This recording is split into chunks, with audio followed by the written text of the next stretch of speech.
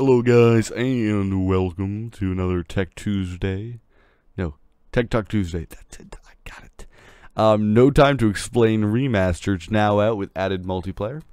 Let's see what else. Bethesda has released its Fallout 4 gameplay exploration video. So this is the same thing they showed at E3, except without people talking over it, so you can actually hear the voice acting and such, or more of it. Definitely looks very interesting. Obviously, most people already know about it. There's going to be no skill, well, not skill, but yeah, you're going to have specials, but no skill points, and then, you know, something about, well, the main character can be voice acted. Let's see what else we have. Origin accounts are being renamed EA accounts, which is, I guess, cool. It doesn't really matter. It's kind of a weird thing that's happening. Hearthstone board and card looks lovely. Recreated in Lego. That just seems like a fun thing to do. So I guess somebody made a Hearthstone board out of Lego. Like, and you know, there are a lot of things that are made out of Lego, but it seems cool and definitely an interesting thing. But let's see what else. Dirt Rally mods unlikely for legal reasons, says community manager, which kind of sucks whenever a game developer will, like, you know, go away from the modding community, because I kind of get their point. Like, you know, a lot of these games, a lot of their DLC are just extra cars and stuff like that, so having mods kind of makes it hard to control mods that just add extra cars that are the same ones that people will be paying for.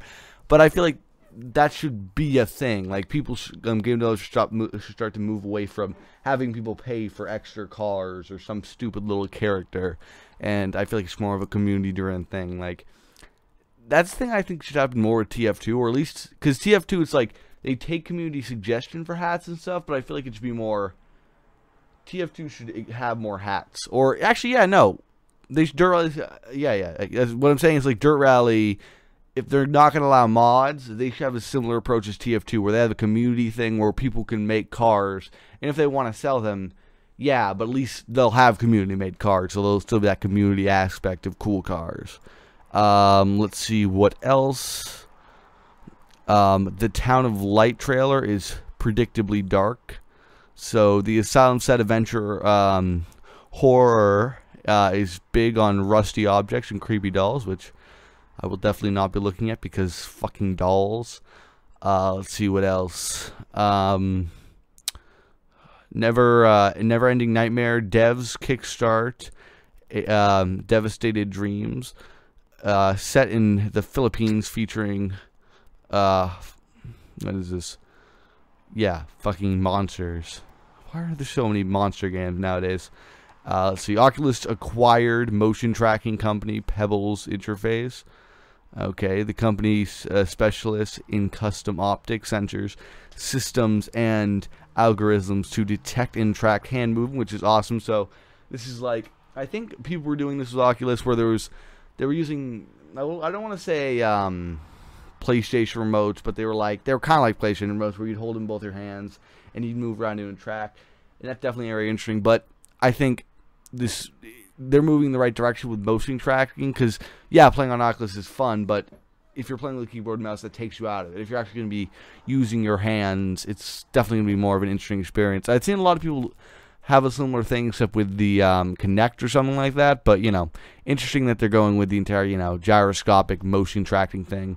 So let's move on to tech news. AMD GPUs performance under Linux can be boosted by renaming certain executable files.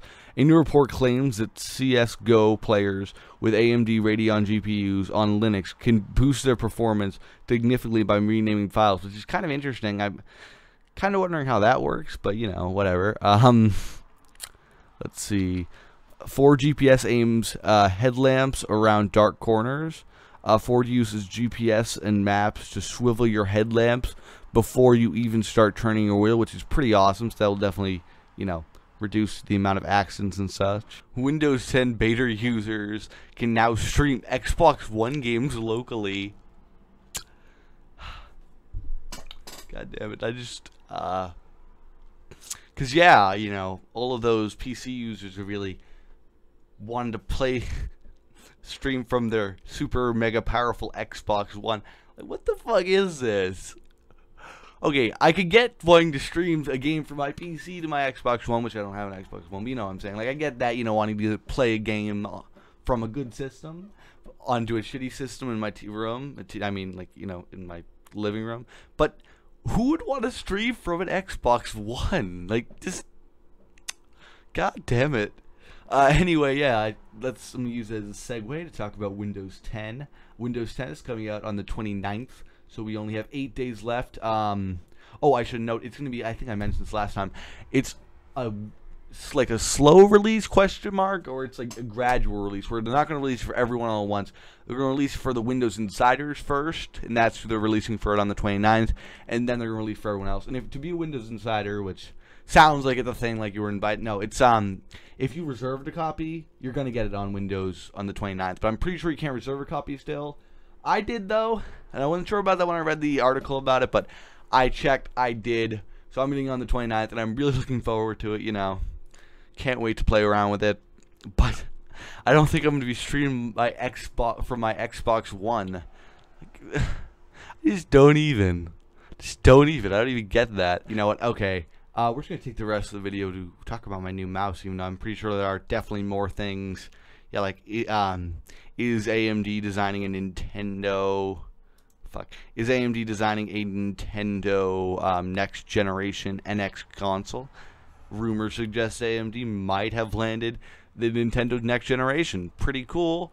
But wait, that's not what I was talking about. I'm going to be talking about my mouse, which is new, and I just hit the table. Okay. My mouse. I just got a new mouse. It is similar to the old one I had. If you guys don't know, I had the World of Warcraft MMO Cataclysm exclusive gaming mouse from SteelSeries. Not the name, but, roughly, whatever. So, I got a new one, and it's similar. Well, I got a new one because I had to, because for a while, if you don't know, my mouse has been petering out. I think I've talked about this. But it finally bit the bullet, so I decided I had to get a new one. And I did. I got a similar one. It's, I'm not sure if it came out at the same time or later or earlier. But it is similar. Same amount of buttons, same placement.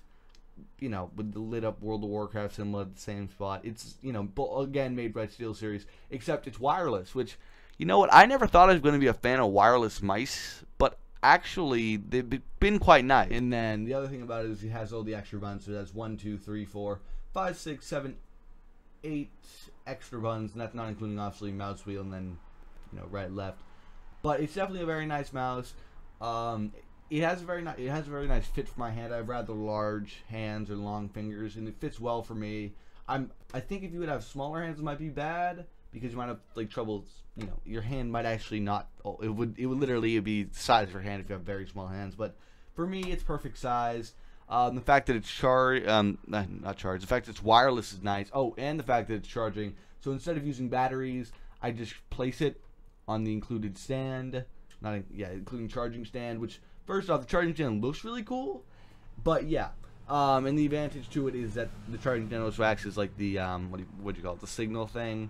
For being a wireless mouse, a lot of things people with wireless things like keyboards and stuff is a lot of people say like there's latency. I can tell no latency. Obviously, I've not done like extensive tests, but for me, I can't tell any latency, so that's definitely interesting. But the great thing that a lot of wireless mouse companies should think about that this has is, so let's say, you're in the middle of gaming, you're raiding, whatever, your mouse dies.